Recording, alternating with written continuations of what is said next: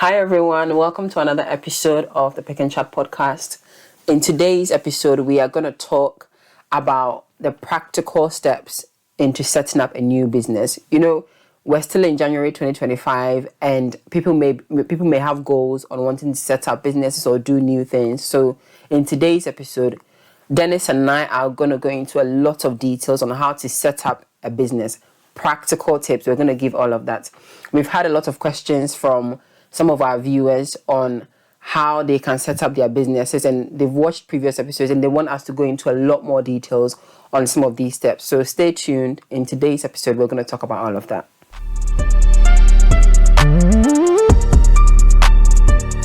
All right, so in today's episode, we are going to use a cleaning business as a case study, and we're going to go into a lot of details on how to set up a cleaning business.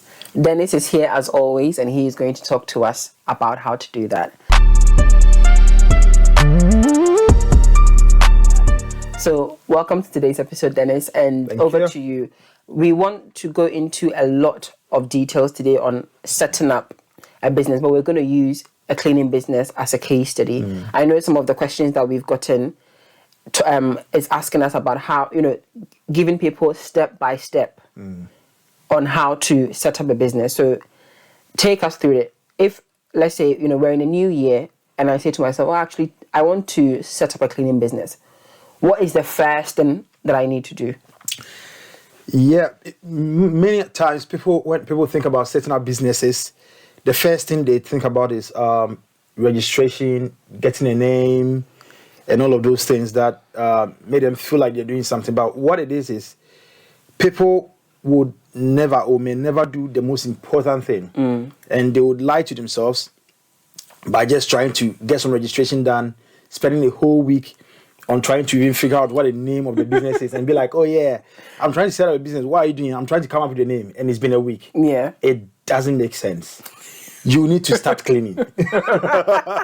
Wait, you need to start cleaning where? Someone's house or your own house? Yes, if you want to start a cleaning business, you don't need a name before you start cleaning. Okay. Knock on doors.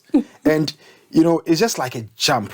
But if it doesn't make sense to you, if you cannot see yourself cleaning first, you can never set up a cleaning business. So, like I said, it is just human nature that people will normally try to convince themselves that they're doing something when they want to start a business. And it's not just for cleaning business, it's for many other business. When people want to start up, all they want to do is to just start doing something, and they'll do the easiest thing that they are comfortable with. But the most important thing that is going to move the needle is you doing sales and asking somebody if you could clean for them, finishing the work, charging them, and they being comfortable to what? Give you money. And that is where you have to get to. That's so interesting. Why don't you, tell yourself whether or not you are cut for it before finding names and spending money on registration, buying insurance, buying too many sophisticated equipment and all. So what I'll say is the first thing to do is knock on doors. Ask people, do you want me to clean for you for this fee? Yes, no, you go. So by the fifth time, you would have faced rejections of how people say no to you. If I show you my bag now, I have my flyers. I'll just pass by a cluster of houses and I'll be like, okay, yeah, there are 20 houses here. Let me just stop and spend 10 minutes here putting flyers into their doors. Yeah. Their post, things. So just get out there, get some cleaning done. Then you can say that I'm cut for it. I think it's a good job. I made some 60% margin. So now I want to go back and make it official, get an official email and all. Okay. So from what you've just said, starting a business, don't waste time trying to find a name for it. Yeah. Just get to it. So I've said to myself this year, I want to start a business. And one day I wake up and rather than spending a few hours trying to come up with a name, I should just go and ask my neighbor if they would pay for my cleaning service. Exactly. What if they ask me, what's your business name? Where can I find your business to read testimonials? What do I say at that point then? So that is in itself is a feedback for you. So that means you have customers. In business, you call that like a qualified lead where they are not customers yet, but there are people who are interested in your business. Okay. So then you can say, I'm new. I'll get back to you. Okay. And people like suspense, no matter what. When you tell people you get back to them, it gives them respect. So never worry about people feeling like you're not ready. And of course, And you know why people are not able to do all of these things is because they fear rejection. So they want to get everything on point. I have to get a posh flyer. I have to get a posh name. I have to get things moving on. Then I move so people will take me serious. No. People rather take you serious when they know you're organic. And when they know, okay, yeah, when she started a cleaning business, I was there. I was one of the first 10 people she cleaned for. There is nothing wrong by knocking a door and picking a conversation like, I'm starting a cleaning business and I don't even know how much to charge. Would you mind me cleaning your room and you pay me afterwards? Okay. And that is it. These are very natural. Yeah. And all of these people, you win them as customers after you've done some initial cleaning for them. And doesn't even pertain to cleaning business. Let me say you want to do drop shipping. You've not done drop shipping. Yeah. Why don't you tell your friends and family that, look, if you want to order anything, just don't do. Let me do it for you. Learn how to get things done to people's house. I mean, to get things sent to people's house. And it makes a lot of sense. When you're able to do that and they feel the convenience, then you can say that, okay, yeah, let me just make this, put this on a bigger scale. Yeah. And that's how it works. So don't worry about people asking you for, asking about questions that you do not have answers for. The most important thing is to be as vulnerable as possible, to be as humble as possible, and to be organic as possible. Okay. And you will never fault or go wrong with organic growth, because when people who are indulging your business or anticipating you are people who actually saw you grow, then you know that you're going to have them as lifetime customers. Look around. Now, all of these big firms or big companies, they are now showing us the back of what they actually do, because they want to connect with people. Yeah. They want that organic thing. Now, factories are showing you how things are produced, just to prove that their meat are not artificial or anything. Now, Microsoft would show you how people in their offices play table tennis, snooker, just to show you. It shows that they're human, the human side of it. Yeah. So these guys started with corporate, and they all started with wearing suits and ties. All you see is properly, articulated PR communications about them. Now they are showing you things that hitherto would have been, nudes. Yeah. Yeah. They're showing you their nudes, literally. They are showing what really happens in the offices, people talking over tea and everything. So you should understand that if you're starting anything now, if you're starting a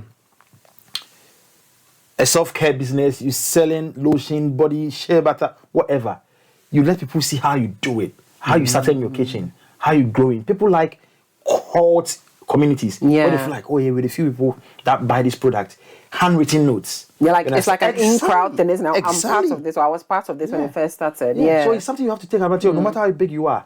Letting people feel like you are touching base with them is very important. So don't worry. I mean, if you have a name of it, I'm not going to say it's bad, but don't worry at all. Get out there, do your first cleaning. And I tell people who, come to me for any piece of advice, I'll be like, go get your first cleaning, then we can talk advance. Wow. Okay. Right. So, first tip on starting a business: don't worry so much about finding a name for your cleaning business or your candle making business, whatever business idea you've got. Don't worry so much about finding a name. Start by actually doing it. I've learned something new today. Do it. So I've thought about setting up a cleaning business. I've gone to ask my neighbor, I've started a cleaning business. Can I come and clean your house? Yeah. They've agreed. Yeah. I've gone to clean. Do I tell them how much I charge? Do I wait for them to pay me? What do I do next? I've gotten my first customer. What do I do with that customer? How do I even go about? Yeah. Where do I go from there? Yeah, so what you're doing now is even assessing how much you charge. So for instance, you charge your neighbor who has a 3-bedroom house £100 and they accepted it. What it means is that you should be trying more to charge more. Okay. And that is how pricing is. So now you'll be like, okay, £100, I worked for like 4 or 5 hours, and even if I pay myself 15 quid an hour, I'm spending around like, let's say 75, so I'm grossing 25. If you spend 4 hours for 15, that means you spend 60 hours, £60, that's 15 times 4, so £60 on labor. So that means the business now has £40, to take any cleaning materials from. So if your cleaning materials are just like you spraying stuff, I don't think it will cost you more than £5 worth of cleaning materials for a 4-bedroom house. It's very simple. If you buy a whole bottle of degreasers and everything, you just take a very minute bit of it to do cleaning for a whole 4-bedroom house, from my experience. So let's say that's also £5. That's 65. So you have £35. Then that is your gross margin. What else can you take from this? If this business is going to formalize, then you have to start paying tax. That's how tax is going to come off. So you are now trying your pricing. Now you've charged 100, they paid. Your next house, I don't expect you to charge 100. I want you to charge 120. Okay. If they pay 120, now you are dealing with what? A £55 gross profit from one cleaning. From you paying yourself £60 and still have £55. So what it means is that the aim is not for you to become a cleaner. Of course, you want to become a business owner. So that means somebody is going to clean. So even if you're sleeping and 10 people are cleaning at different places, what it means is that they are all going to get £60 and you are going to get £55 to offset any what? To offset any overhead cost. You understand? So 55 times 10 is what? 550. So in a day, if 10 of your cleaners are out doing jobs worth 120 and you're paying them 60 and £5 for, materials, you are making £550. Okay, sorry. Can you pause there for a minute? And can we all just deep how interesting this is? Because we've gone from, having the courage to go to your neighbor to ask them if you can clean their house, to you having 5 houses to clean and having to employ other people. Yeah. I just want us to deep this and actually realize that it's possible. Yeah. You can do it in this new year. Don't keep saying you set up the business and don't do it.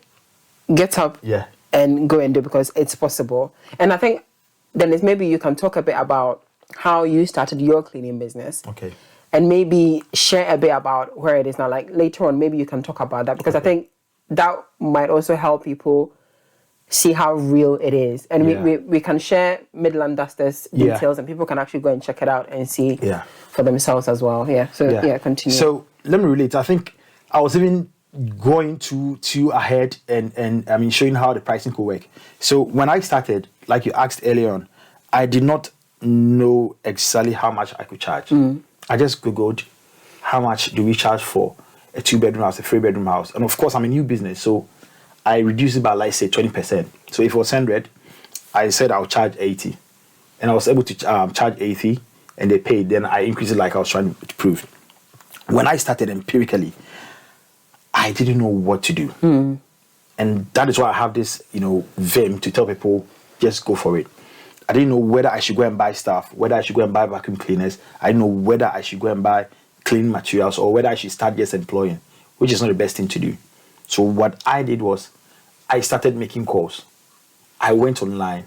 I wasn't lucky enough to have this knowledge now to knock on doors. Yeah. So I just went online, searched for cleaners, and I want cleaners.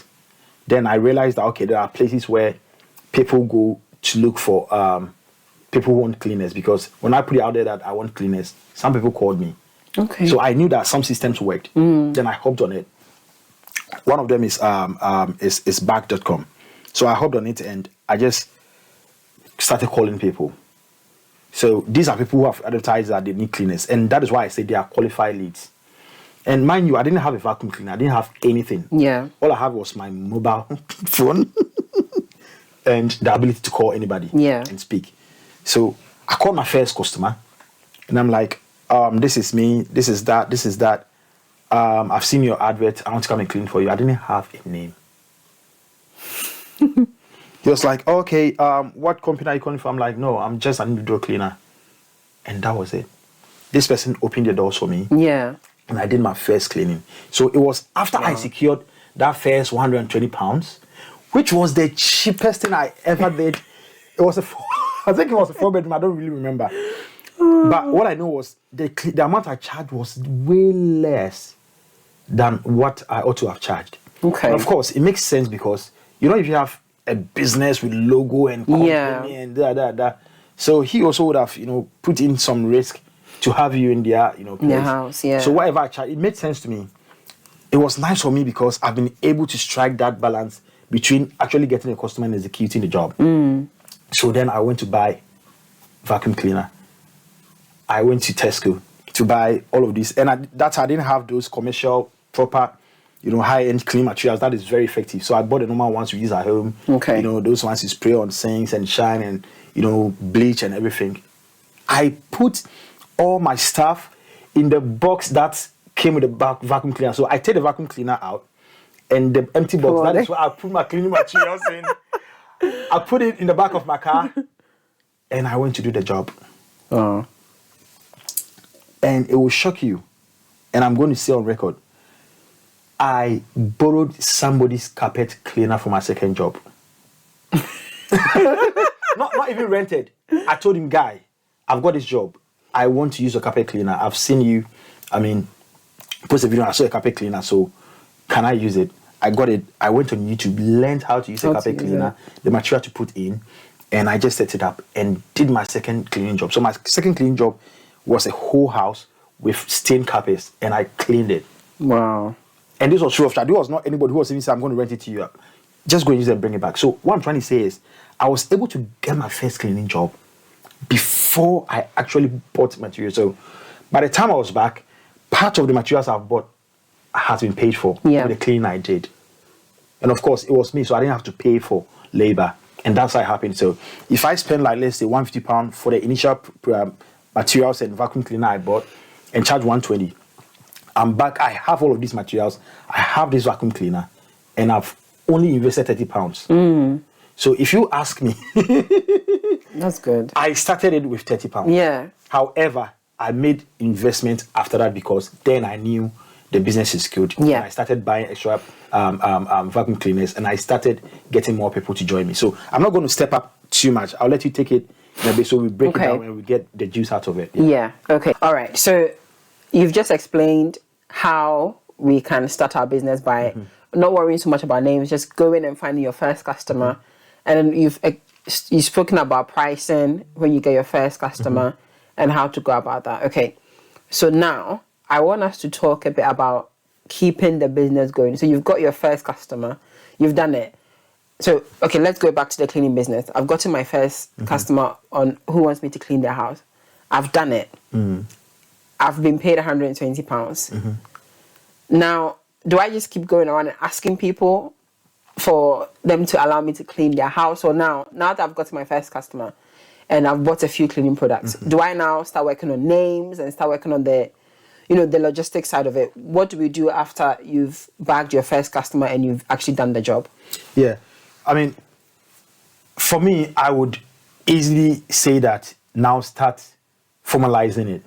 But many people are a bit adamant, so they want to try to still do more to check if it's actually true that people pay this amount for you to get into their house to clean. So fair enough. If you want to do 10 cleans before you do that, that's fine. But for me, I just wanted to test just one thing. Yeah. So by my second cleaning, I had a name. I had just sat down and gone online, gov.uk, to register a business. I think we have an episode on how to register a business. We do. Tag it to, we can link that. We can link that, yeah. So just registered a business, got address, everything set up. Then I got my insurance, because one thing that you don't want to play with is your insurance. Anything can happen in anybody's home. Yeah. People could have some artifacts in their home that cost like £1,000. And when it breaks mistakenly due to your activity in their rooms, that means you have to pay for it. And you are insured, you are catered for. And that's easy. And many people also have that trust in you because you've been able to prove to them that you have insurance. So they can easily open their doors to you or give you their keys for you to enter their homes, even in their absence. And they can also verify or identify because you've got your address with all of these bodies.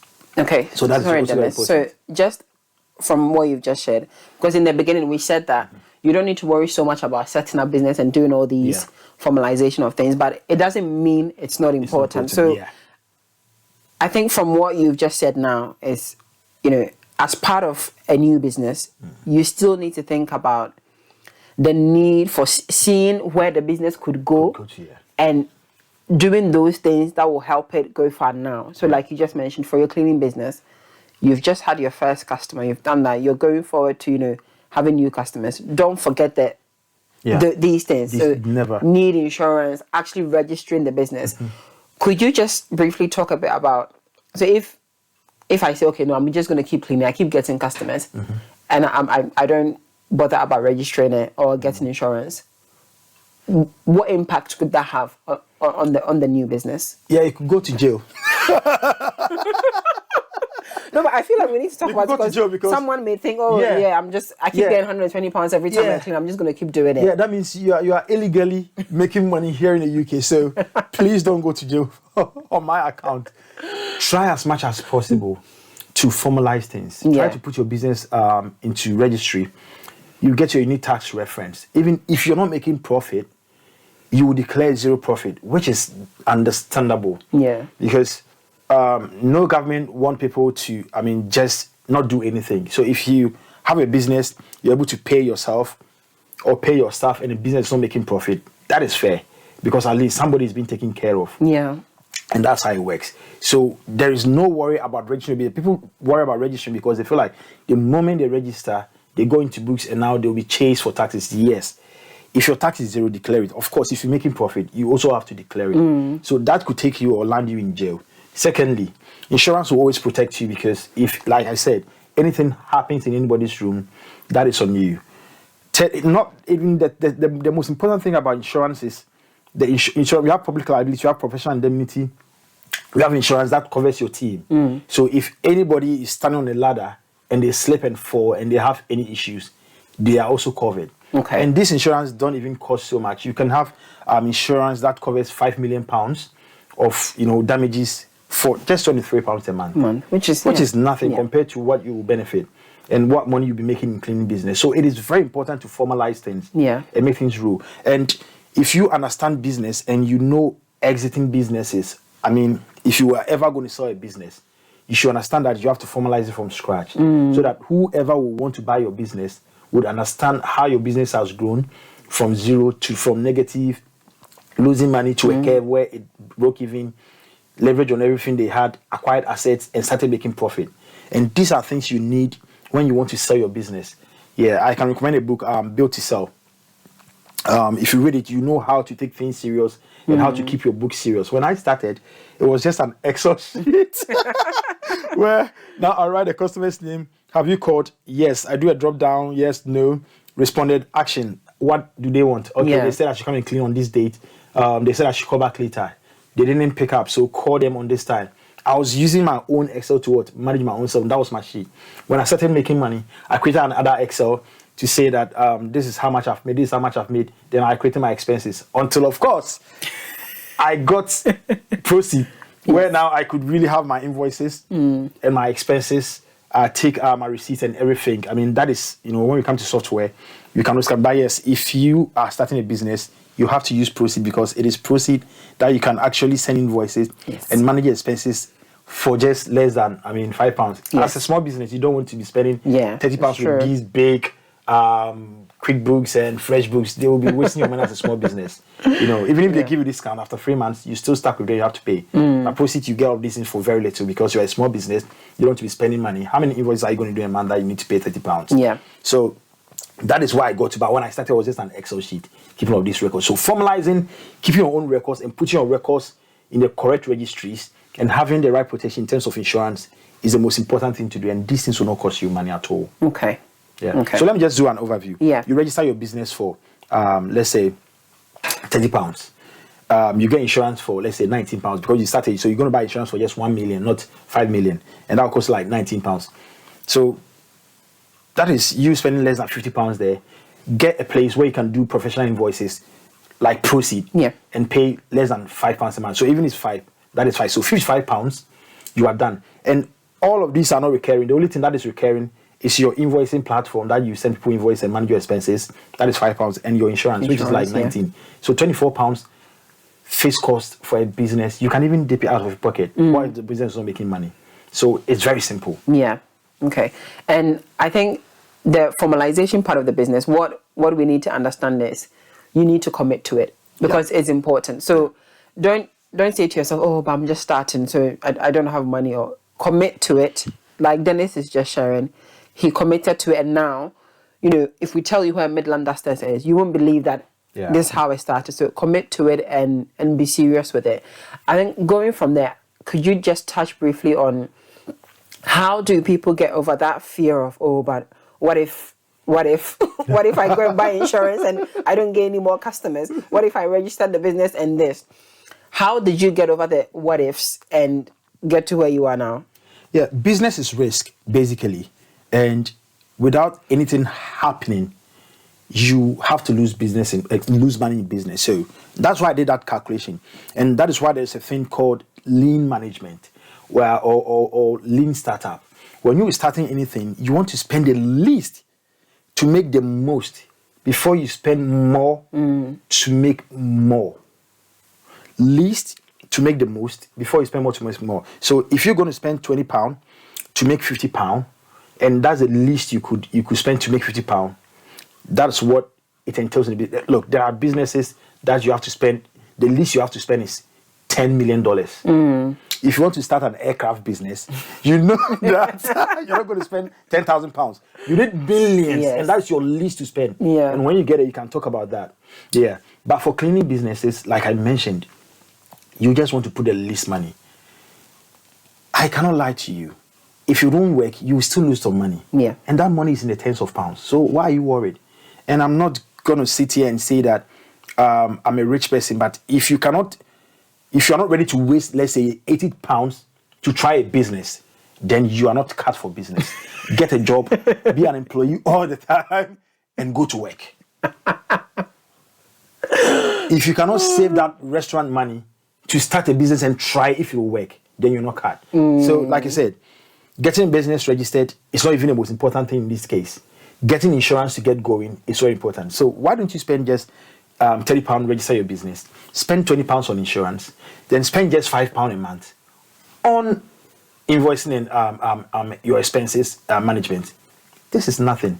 Now, the £30 is gone. It's just an overhead. The £20 is recurring. The £5 is recurring. So 25 for you for 3 months is £75. Yeah. So if you're never ever gonna be able to even make any customer in 3 months, all you've lost is £75.